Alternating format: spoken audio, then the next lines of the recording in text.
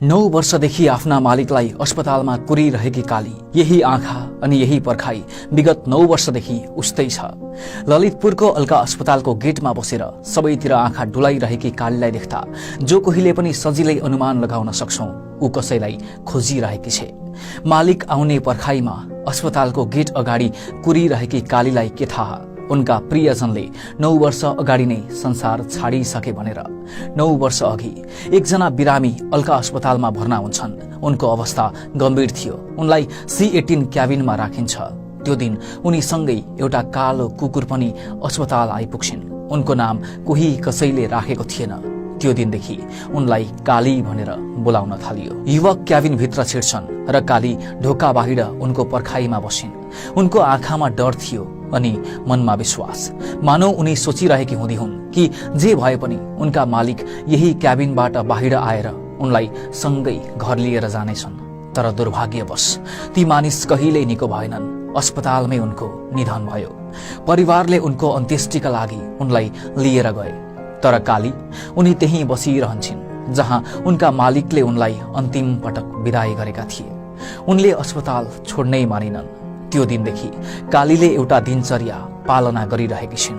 एका बिहानै घामको किरणले जमिनलाई छुएसँगै काली अस्पतालको गेटमा पुग्छिन्। आउने जाने सबैलाई नियालेर हिँड्छिन्। तर काली केवल कुर्दिनन् मात्रै, उनी आशा गर्छिन्। नयाँ मानिसहरू अस्पतालमा आउँदा उनी ध्यानपूर्वक हेरिरहन्छन् अनि उनीहरूलाई सुँग्छिन्। उनको पुच्छर हल्लिन्छ, आँखामा आशा झल्किन्छ। मानौ उनी सोचिरहेकी हुन्छन् सायद यो मेरो मालिक हो। तर जब थाहा हुन्छ कि त्यो व्यक्ति उनका मालिक होइनन् भनेर उनी निराश हुँदै चुपचाप फर्किन्छन्। साँझ 7 बज्दा उनको मन फेरि पुरानै क्याबिनतिर तानिन्छ। उनी क्याबिनको ढोकासम्म पुग्छिन्। त्यो ढोकालाई एकटकले हेरिरहन्छन्। मानौ उनको आँखाले भनिरहेकी हुन्छन्, म तिमीलाई अझै पर्खिरहेकी छु। सम्झनाको त्यो ढोका कहिल्यै बन्द भएन। कालीको माया त्यही अडिएर बसिरहेको छ। कालीको पर्खाई समयको परवाह नै गर्दैन। सुरुका दिनमा अस्पतालका कर्मचारीहरूले उनलाई भगाउन पनि कोसिस गरे। कसैले अस्पतालको ढोकामा कुकुर बस्न हुँदैन भने। तर बिस्तारै कालीको निरन्तर पर्खाइले सबैको मन बदलियो।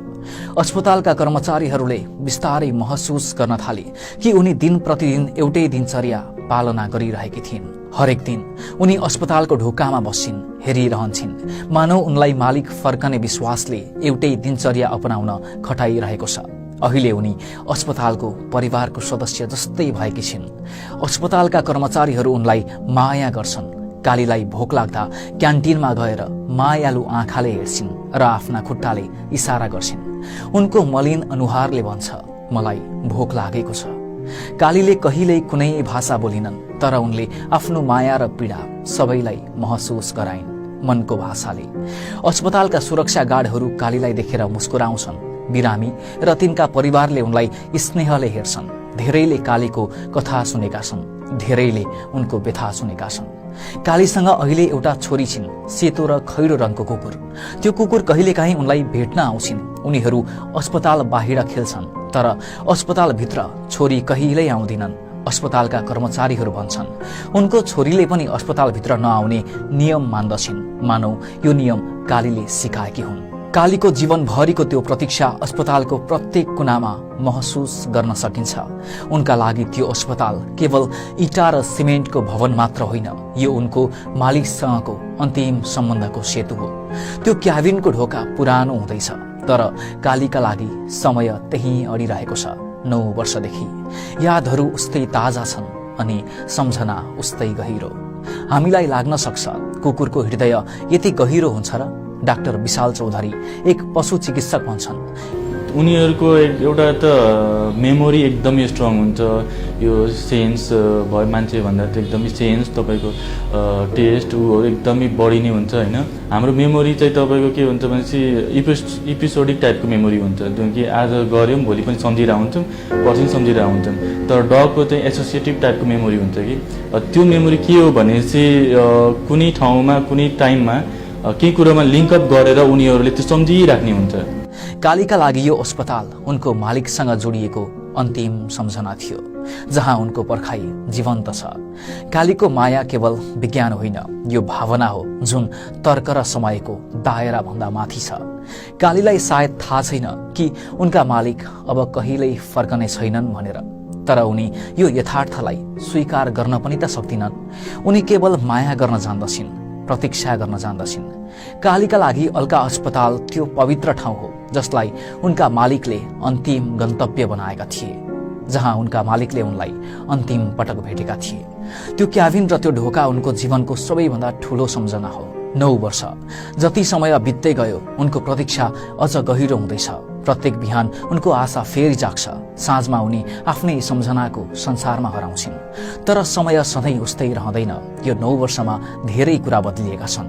अस्पतालमा नयाँ कर्मचारी आए, पुराना बिरामी गइसके। समयले कालीलाई पनि परिवर्तन गरिरहेको छ।